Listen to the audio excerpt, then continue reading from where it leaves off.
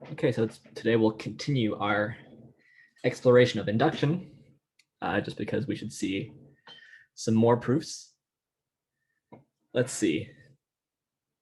The first induction theorem we'll see today is the following. For all integers n greater than or equal to 4, n factorial is greater than 2 to the n. Okay, so there's an idea in computer science about the big O of certain kinds of functions, right? Like how fast functions grow. And so, for example, you know that maybe you heard that exponentials grow faster than polynomials, and factorials grow faster than exponentials. This is kind of saying that, right? It's saying once you get big enough n factorial is bigger than 2 to the n. This factorial function is bigger than this exponential function. Of course, that's not true for every n, because we should see what happens for small n. Right, so let's make a little chart of n factorial, and 2 to the n. So, and let's say 0, 1, 2, 3, 4, 5, 6, something like this. So n factorial, 0 factorial is 1, 1 factorial is 1, 2 factorial is 2, 3 factorial is 2 times 3, that's 6, times 4 is 24, times 5 is 120, times 6 is 720. 2 to the 0 is 1, then 2, these double, 4, 8, 16, 32, 64. So you can see, like at the beginning, actually 2 to the n is bigger, right? If you compare these numbers to these numbers, 2 to the n is bigger. But then once you get to 4, n factorial is bigger, and then like it kind of explodes from there. It actually keeps on getting bigger and bigger and bigger. And presumably it stays that way for all n greater than or equal to 4 because we can prove this. Okay, but I've written a lot of induction proofs now in lecture. You really need to prove this one.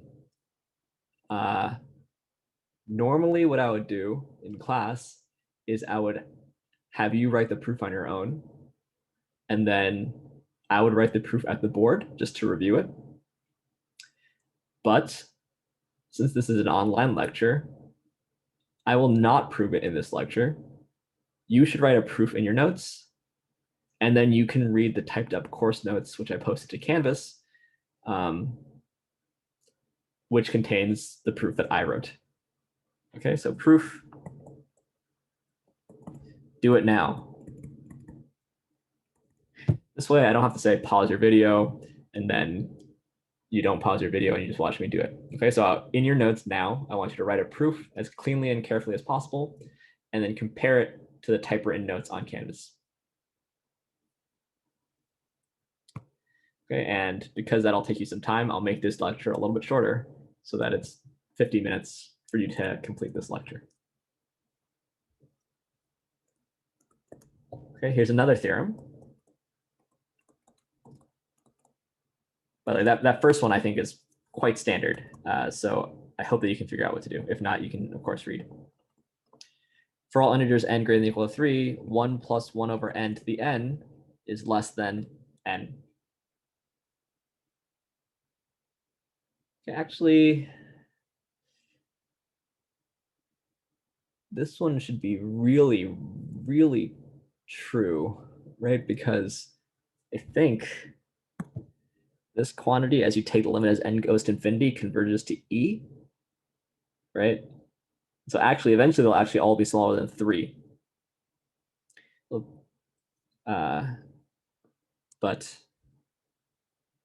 any rate, we can prove this apparently by induction. And again, there's some telltale signs that this is an induction, right? So it's about all integers greater than a certain number, right? So it's for 3, 4, 5, 6, 7, 8, 9, 10. That says maybe we could try an induction. Just like for the ratio test in calculus, if you have like n in an exponent, then the relationship between the n plus first case and the nth case will be kind of nice because the n isn't an exponent. So that's a hint that maybe induction would help. And also, frankly, when you look at this problem, it's not that clear what to do. So maybe one thing you could try would be induction. Okay, so so far today, all I did was I made you prove something. So this one I will prove. So we proceed by induction on n. Okay, so you should always start your proofs by induction by telling the reader that you're doing induction. You should also be very clear about what variable you're doing the induction on, because sometimes a problem can contain more than one variable. Okay, so it's good for you to tell the reader what you're inducting on. It's also good for your own mind to know what variable you're inducting on. That way you won't get confused. And I believe that your homework actually contains an induction that involves more than one variable. One of them is like an x, which can be any real number. One of which is like an n, which can be a natural number. And so you have to induct on n. Okay, so what's the base case? The base case is n equals 3. So when n equals 3, we have 1 plus 1/3 cubed. That's the left-hand expression, which is 4/3 cubed, which I believe is 64 over 27, right? Which is 2 is 54 over 27, so plus 10 over 27, which is definitely less than 3. So the base case holds. So the statement is true in the base case.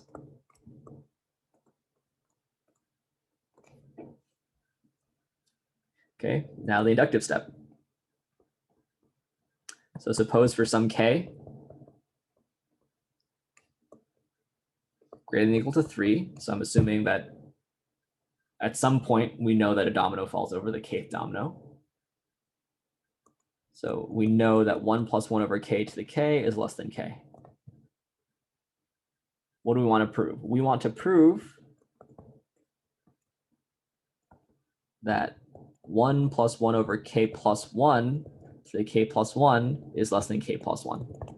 Okay, notice that I'm not stating that this is true. I'm saying we want to prove this. I'm also not just writing it, right? So if I left off this part, then my reader would assume that I'm stating that this inequality is true, and they would ask, how do you know that? I don't know that. I'm just saying I want to prove it. So I'm not claiming that I've proven anything that I haven't.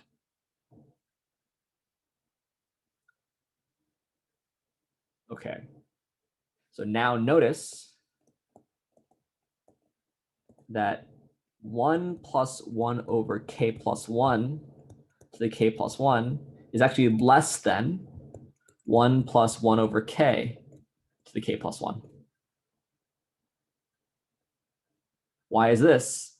It's since if k is greater than or equal to 3, 1 over k plus 1 is less than 1 over k. Right, so if you divide by a bigger number, you get a smaller number as long as those numbers are both positive, which is true here. Right, it wouldn't be true if k could have been a negative number, but since I suppose that k was bigger than or equal to 3, we're okay. And so the only difference between these two expressions is that I've substituted a bigger number inside the parentheses. And so the left-hand side is smaller than the right-hand side.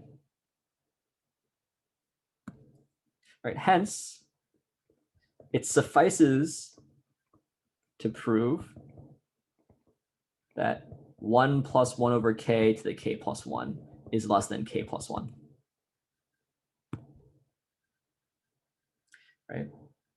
Why is that? Again, I want to show that this quantity is less than k plus 1. Maybe I'll do it like this. Whoops. I want to show that this quantity is less than k plus 1. But this purple quantity is less than this green quantity. So if the green quantity is less than k plus 1, then certainly the purple quantity is less than k plus 1, which is what I want to show. Okay, now, why did I do this reduction? Because what I know about, I'm running out of colors here. What I know about is I know about this one, which is more closely related to the green one than the purple one, right? So by the inductive hypothesis,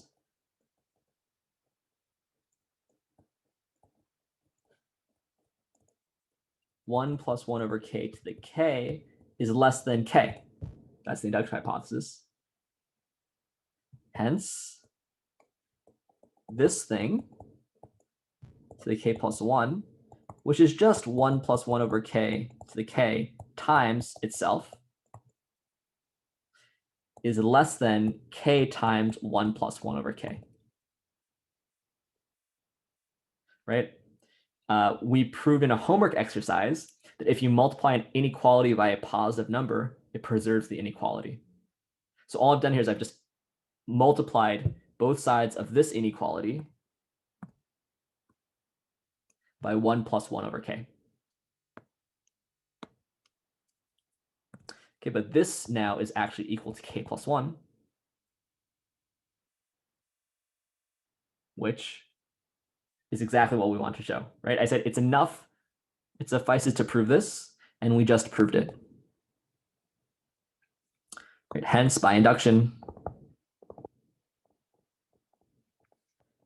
for all n greater than or equal to 3, 1 plus 1 over n to the n is less than n. Okay, so this one is maybe a little bit less formulaic because you have to do something non-obvious. Right? The non-obvious thing in this proof was this step where we compared the purple thing to the green thing. Because in order to use the inductive hypothesis, really we got information about the green quantity. Right? So really I wrote this proof backwards from how you should figure it out in a homework exercise or on an exam. If you're figuring this out on a homework exercise, right, you first try to work with the purple quantity, right? And you notice that it's, oh, that's 1 plus 1 over k plus 1 to the k times itself. 1 plus 1 over k plus 1. But then you realize, wait a second, the inductive hypothesis is not about 1 plus 1 over k plus 1 to the k. So then you're wondering, okay, how the heck can I transfer information about 1 plus 1 over k plus 1 into information about 1 plus 1 over k? Right? How the heck can I get information about the purple thing from the blue thing? And then you realize that, oh, well, what if I tried the green thing? Okay, so I know that I didn't explain myself that well just by saying things in words. Hopefully you understand a little bit what I was saying. If not, come talk to me in office hours if this proof is if I didn't explain this proof very well, which probably I didn't. Okay, my point is just that sometimes in induction proof, you actually do need to do something somewhat non-formulaic. And I'd like to give another example of this because I'm tired of proving things about just natural numbers and some inequalities or some equalities, some summations. All of this stuff has been kind of dry, I think.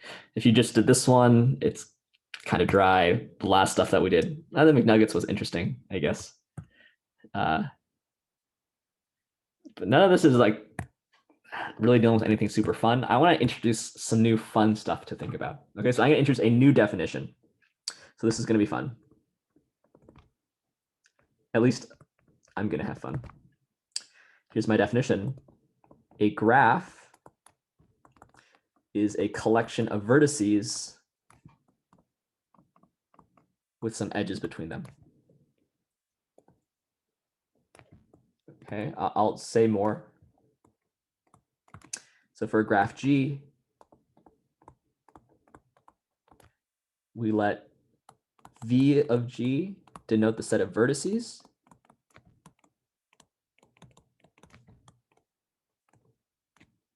And E of G denote the set of edges.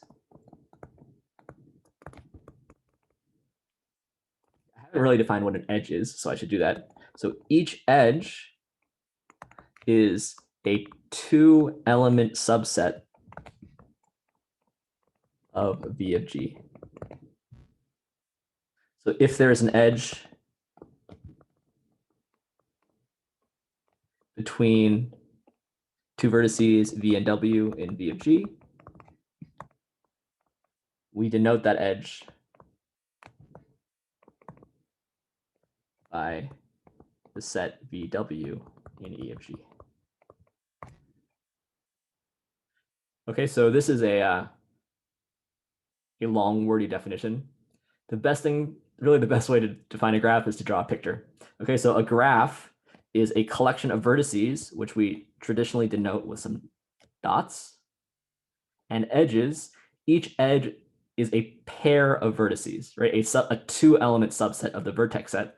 So normally we draw edges as lines between the vertices. Okay, so this is, let me draw maybe another edge. This is a graph. Here the vertices, maybe I can label them like this. So this graph has 5 vertices. The vertex set of this graph, if this is the graph G, is the set 1, 2, 3, 4, 5. The edge set is a collection of pairs of vertices. So here, what are the edges? 1, 3. There's an edge connecting 1 and 3. There's an edge connecting 1 and 4, an edge connecting 1 and 5. There's an edge connecting 2 and 4, and an edge connecting 2 and 5. And then there's an edge connecting 3 and 4. Right, so in this picture, 1, 2, 3, 4, 5, 6. There are 6 edges, and there are 6 edges in my set. Okay, so a graph is really, I mean, the way to think of a graph is a picture like this, where you draw the vertices as dots and the edges as lines, or right, the lines between them. This is sometimes called a combinatorial graph, because you might want to distinguish it from like the graph of a function, right? But I would just call it a graph, and we'll just call it a graph in this class. And maybe I should say that some people allow edges to be one element sets. Probably most properly, you should allow an edge to be a one element set, right? So if I allowed the set to say 1, 1, I would draw that as something like this, an edge between 1 and itself, which is sometimes called a loop. And that is traditionally allowed in the definition of graph, but for simplicity, let's just say that graphs have to occur between pairs of edges. Pairs of distinct vertices. Okay, some people would call a graph without loops a simple graph or a simple undirected graph, but for this class, a graph is a collection of vertices and edges, and each edge has to go between 2 distinct vertices. Okay, and it's one of like sort of the simplest objects in mathematics, right? There's very little structure in the definition of a graph, but it's a very important area of mathematical research, right? So there's a whole field called graph theory, where you try to understand properties of graphs. And I think I looked this up, but now I'm wondering if I looked it up correctly. But I think you can learn more about this in Math 451, which is called combinatorial theory, a class I highly recommend. I think it's a fun class. And graph theory sort of has a central place nowadays because there are many, many, many interesting graphs, because graphs can be used to model all kinds of networks. Okay, so a very salient example is the Facebook graph. So consider a graph where all of the vertices are given by all of the users of Facebook, and you put an edge between 2 users if they're friends on Facebook. Okay, this is a humongous graph, right? Facebook contains like hundreds of millions of users, only about half of which are Russian bots, right? And like, again, hundreds of millions of edges.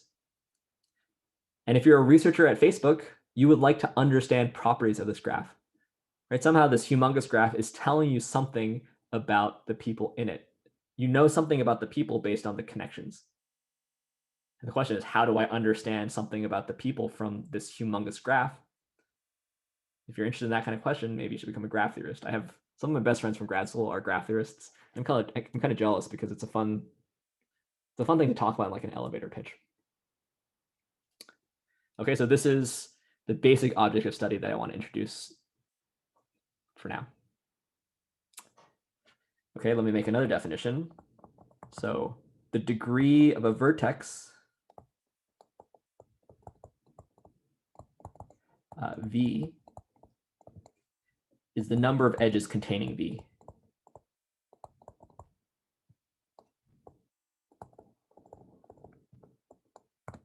So the degree is the number of edges. So let's say, what's the degree of 1?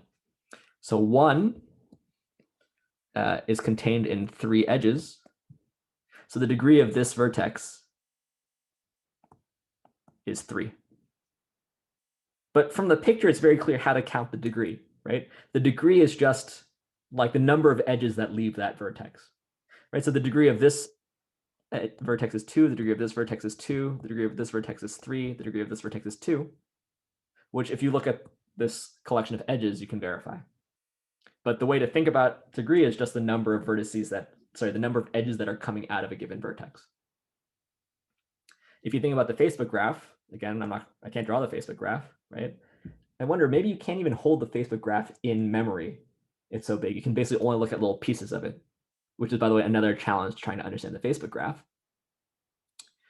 But if you consider the Facebook graph, the number of vertices, that's the number of users, the degree of a vertex is the number of friends that user has, right? That's the number of connections going out of that vertex. Okay, so these are very interesting objects. We'll just prove some very elementary things about it today. Actually, we'll just prove one theorem about graphs today. Let me make another definition. A path in a graph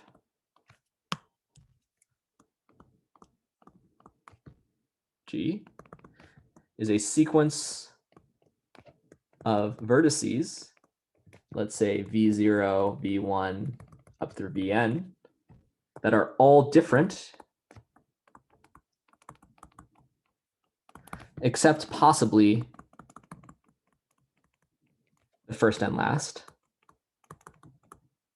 So it's a sequence of vertex, and all of the vertices are different, except I'm allowing V0 and Vn to be the same, potentially, not necessarily, such that Vi plus 1 is an edge for each I between 0 and n minus 1. Okay, so let's just draw another graph.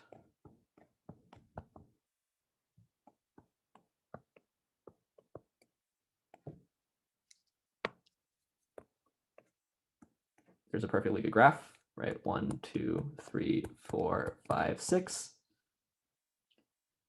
And a path is a sequence of vertices. So it's like you move along the vertices. And at each stage, you need to be walking along an edge, right? So V0, V1 has to be an edge. That means that the next vertex has to be connected to the last vertex. So an example of a path would be like 2, 4, 6, 1. That's a sequence of vertices. And let's do this in blue, right, since I wrote it in blue. 2, 4, that's an edge. 4, 6, that's an edge. 6, 1, that's an edge. Right, so the blue one is a path. You can think of it as a walk along the edges. And I'm saying all the vertices are different except possibly the first and last. That means that I cannot return to a vertex unless I'm starting and ending there. Right, so like 2, 6, 2 is not a path. Sorry, that is a path. What am I saying? Let's say like 2, 4, 6, 2, 3 is not a path. This is a path.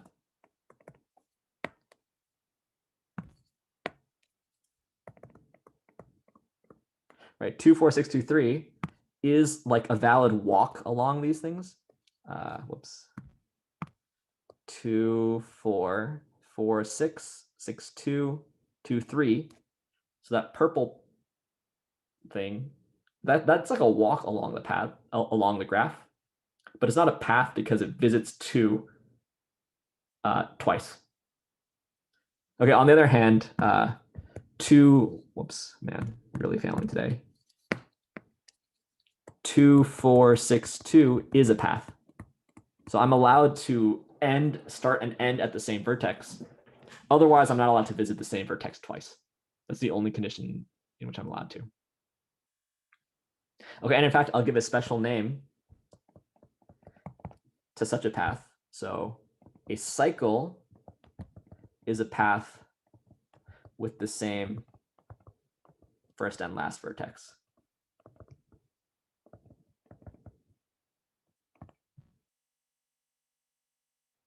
Right, so 2, 4, 6, 2, maybe I should actually just recreate this graph here.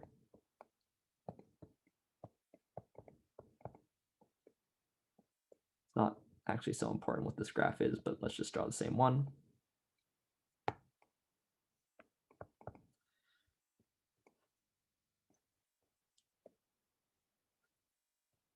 Right, so 2, 4, 6, 2.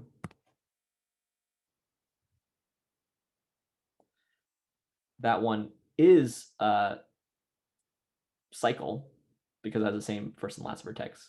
Whereas the first path, 2, 4, 6, 1, that's not a cycle. So this one's not a cycle. This one is a cycle. Right, so again, the way to think about a path is just like walking along the edges. And if you ever reach the same vertex that you've been to before, you have to stop. Otherwise, it's not a path. And a cycle is just like a walk around the edges that takes you back to the vertex you started at.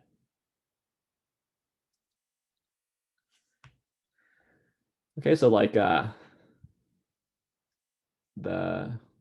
like a path, like if you play 6 Degrees of Kevin Bacon, so this is a game where you try to connect actors to Kevin Bacon based on movies that they've been in with other actors.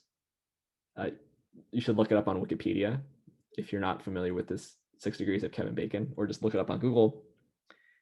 Then really the 6 degrees of Kevin Bacon is walking along paths on like the same movie graph, right? So you take a graph where each vertex is an actor and you put an edge between them if they've appeared in the same movie. And you're trying to find a path from one actor to Kevin Bacon. Okay, that's a path, that's a cycle. 2 more definitions, and then we'll get to a theorem. Definition: a graph G is called connected if for any 2 vertices VW and V of G, there is a path containing V and W. Okay, now since we said that a path is basically a walk along the edges of the graph, to say that a graph is connected, well, for any 2 vertices, there needs to be a path containing them. This means that you can walk from any vertex to any other vertex. So we haven't actually drawn any non-connected graphs. So let's, again, draw something like this. So if I want to draw something non-connected, maybe I'll draw something like this. This graph is not connected because there's no path that contains 2 and 3. I can't walk from 2 to 3, no matter what I do. Right? 1 and 2 are connected because there's a path that goes from 1 to 2. I just go 1, 5, 2. Right? So, I mean, I can get from 1 to 2, but there's no way that I can get from 3 by walking along edges in this graph. So this one is not connected. Okay, and of course, visually, I mean, this is a good word for this property. Visually connected means that like the graph is connected to itself, right? There's no If you like put the graph in water, you wouldn't have one piece just floating away because it's all connected. That's a weird analogy. But basically, this terminology means what you think it does. A connected graph is just one that is all one piece. There's not like separate, you would call them components. They're separate components to the graph, right? This graph has two components.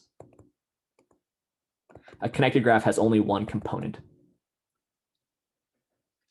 Okay, finally, last definition before we can get to a theorem. Okay, a tree is a connected graph that contains no cycles. Okay, containing no cycles, this property, you might call this property acyclic. Right? A for the Greek, like not, so not cyclic, not containing any cycles. Okay, so a tree has to be connected, and it also can't contain any cycles. And we know what a cycle looks like. A cycle looks like a path that comes back to itself. Right, so this graph that I've drawn here at the top is not a tree for two reasons. First of all, it's not connected. Second of all, it contains a cycle. Right, so if I just drew this graph is not a tree because it contains a cycle. Okay, maybe I can draw another graph like this. This graph is not a tree because it's not connected. It doesn't contain any cycles, right? There's no path that goes back to itself, but it's not connected, so it's not a tree. Okay, you can think of this as two trees, and in fact, such a graph is called a forest. This actually is a forest because it contains several trees. Some of the terminology in graph theory is really great because the field is just so visual by nature, right? At least in the introductory thing. So let me just digress for a second. I guess I always write my digressions in blue. Like if you have a complete graph, I didn't say what that was, but if you have a complete graph and then like a path sticking out of it, this thing is sometimes called the lollipop graph, where you can have more vertex in the lollipop part or in the handle part. If you have a graph like this, where you have like a bunch of vertices that are all connected by edges at the ends of this, and then like a single path between them, this is sometimes called a dumbbell graph. There's all kinds of really fun names for graphs because it's so visual. So the fact that this is called a forest because it's a bunch of trees, that's a nice term, I think. But a tree is a connected graph, so I can never leave this component. I can sort of branch out, right? It's a tree, but I can never return. I can never introduce a cycle, right? So I can't introduce this edge because it would create a cycle. I can't introduce this edge because it would create a cycle, but I can branch out. That's fine. This is a tree. Okay, and one reason this definition is nice is because if you watch the movie Good Will Hunting, which is a movie starring Matt Damon, Ben Affleck, Robin Williams, a pretty good math movie, I think. But there's scenes in Good Will Hunting where Will is like enumerating a bunch of trees by drawing them on a chalkboard or like on a mirror in his apartment. And actually, I think the problem that Will is actually working on in those introductory scenes are not actually particularly hard problems. They're supposed to meant to be like, oh, no student was able to do it, and only the professors, it took them a long time to prove something, but Will just did it in one night, something like this.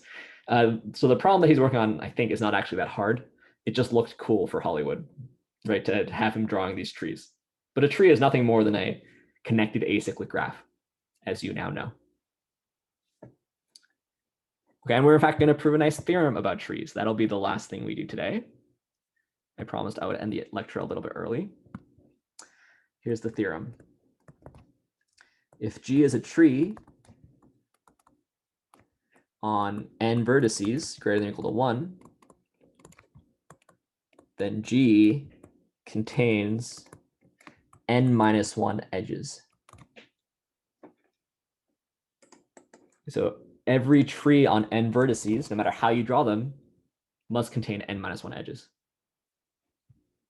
Which we could check with this tree that we drew, right? How many vertices does it have? 1, 2, 3, 4, 5, 6, 7, 8, 9, 10. How many edges? 1, 2, 3, 4, 5, 6, 7, 8, 9. 9 edges, 10 vertices. So this agrees with the theorem. Right? It's of course not an if and only if. Maybe I could do something like this. So if I alter this graph a little bit, now if we count vertices and edges, 1, 2, 3, 4, 5, 6. 6 vertices, 1, 2, 3, 4, 5 edges, but it's not a tree, right? So I'm not saying if and only if, just that if a tree contains n vertices, it must contain n minus 1 edges. So it seems like it's not that easy to prove this, I think. But we can actually prove this by induction. So I'll be a little bit hand wavy here because we haven't learned that much about graphs. We don't have like a set of axioms for graphs, for example, but let's see if we can prove this. So we prove this by induction on the number of vertices n.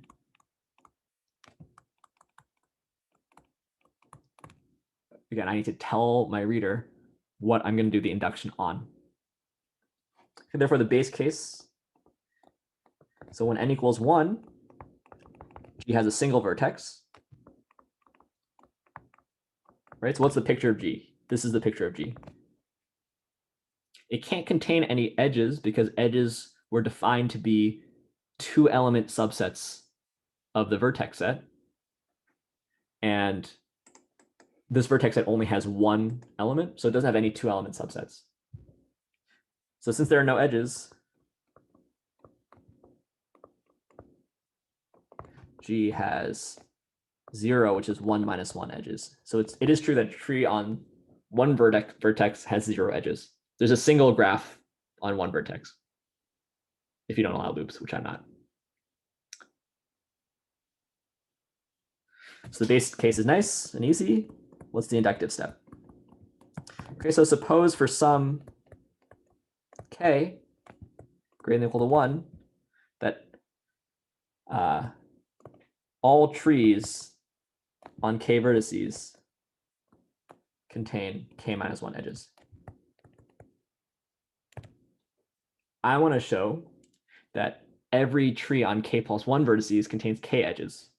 So suppose now that G is a tree on k plus 1 vertices. I need to show that G has k edges. We must show G has k edges. All we know that has k plus 1 vertices. We know nothing else about it except that it's a tree. Okay, here's my claim, which I will hand wave a little bit, but hopefully you'll believe me. Claim G has a vertex with degree 1. So why does G have to have a vertex with degree 1? So suppose that G did not have a vertex with degree 1. Suppose we're contradicting that G has all of G's vertices have degree at least 2. Okay, so G has a bunch of vertices. I'm not going to draw on any edges yet. And let's suppose they all have degree at least 2. Well, what I'll do is I'll just start at any vertex, and then I'll walk along a path on this graph. Okay, so I have to start at some vertex. So let's start at this vertex. This vertex has degree at least 2, which means that there's some way out of this vertex. Okay, now this vertex also has degree at least 2, which means that I can leave this vertex by a different route. Right? I can visit a different vertex. This vertex also has degree at least 2. So it can go to a different vertex. Now, if I ever return to a vertex I've been to before, that will create a cycle. But G is a tree, so it can't contain any cycles. So as I walk along this graph, I can never return to a vertex that I've been to before, but every time I walk into a vertex, there's a path leading out of it. But G only has finitely many vertices. It only has k plus 1 vertices, which means that if I continue walking along this path, I must have to return to a vertex that I was at before, because I just run out of vertices. Once I've taken k plus 1 steps, there's no way I can go to a new vertex. So since I can always leave a vertex by a different edge than the way I entered it, and eventually I need to return to someplace I started, therefore there must be a cycle somewhere. Right, so maybe it actually went back to this vertex.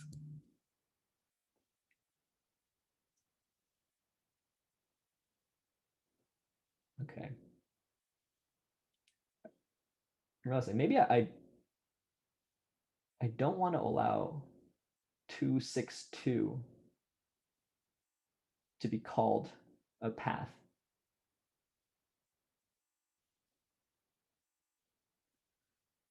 Okay, sorry. I'm realizing I made a slight mistake here. So let's say way back here, the word path.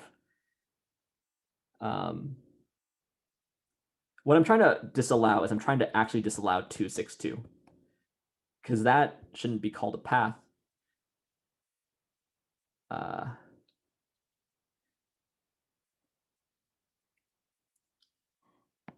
Okay, so let me add in something to the definition of path. Okay, so a sequence of vertices that are all different except perfect possibly the first and last, such that vi plus 1 is an edge for each 0 less than or equal I less than or equal n minus 1. So let's say a distinct edge. This should have been in the original definition. In other words, I can never reuse an edge in a path. This is definitely part of the definition of path that I just forgot to copy down earlier. Okay. So because of this, if we walk along a path in G, we can never go back. But I never need to, because each vertex has degree at least 2. Okay, so this claim, I hand wave my way a little bit, but hopefully you agree. If every vertex has degree at least 2, then at some point there must be a cycle. Okay, so slight hand wave, but hopefully believable. Now, take any vertex. So take a vertex, say V of G with degree 1.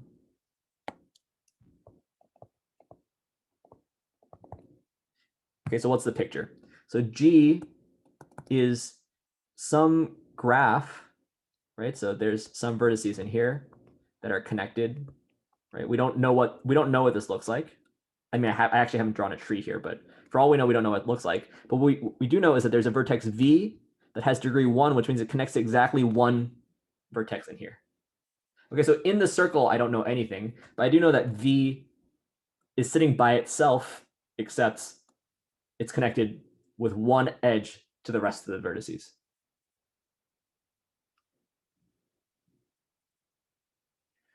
Okay, now if we remove V from G, let's say to get the graph, let's say G prime, then what G prime is G prime is all of the stuff inside the circle, right? Again, I don't really know what it looks like. Here, I haven't drawn a tree, but so this isn't actually what it looks like. All I'm trying to say is there's something happening inside the circle.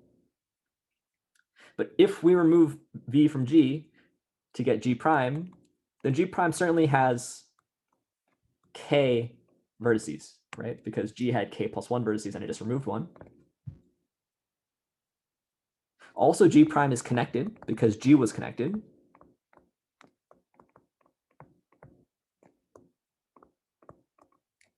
Right, so every pair of vertices lives on some path, but if I remove a vertex with degree 1, if I remove V, it doesn't affect any of the other paths that don't contain V. Right? There's a single edge that I'm removing. I'm removing a single vertex and a single edge. So every path that doesn't include V is still present in G prime. So that means that every pair of vertices in G prime is still connected by an edge, by a path. Also, G prime contains no cycles, since G had no cycles. Right? If there were a cycle in G prime, that's like a path that returns to itself. Then if I look back at G, that's also still a cycle. Right? So therefore, G prime is a tree.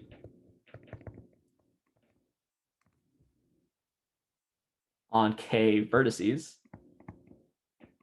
So by the inductive hypothesis, G prime contains K minus 1 edges.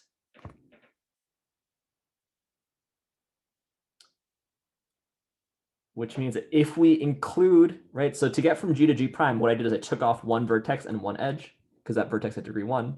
Now if I include V back, I'm adding one vertex and one edge, which means that G must have K plus 1 edges. Sorry, K edges. So if we include the one edge to V, this shows G contains K edges as desired.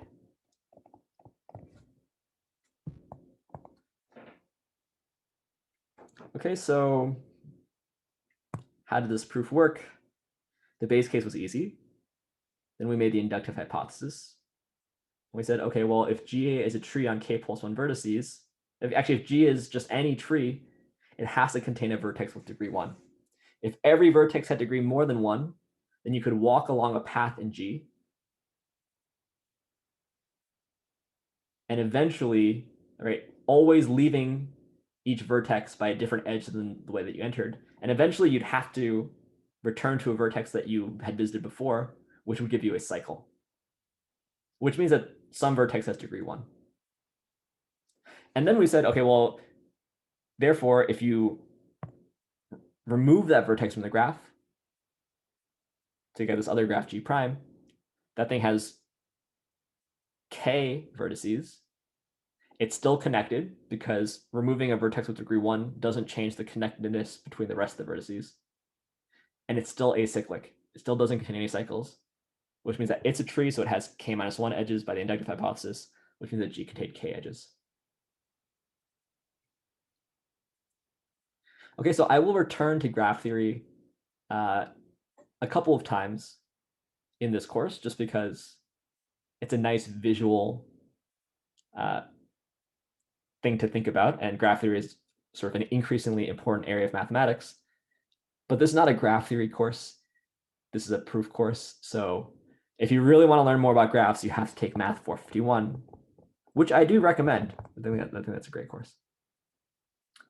All right, so I'll stop here for today. Tomorrow or next lecture, we'll learn about what's called the principle of strong induction, which is in 4.2 and 4.3.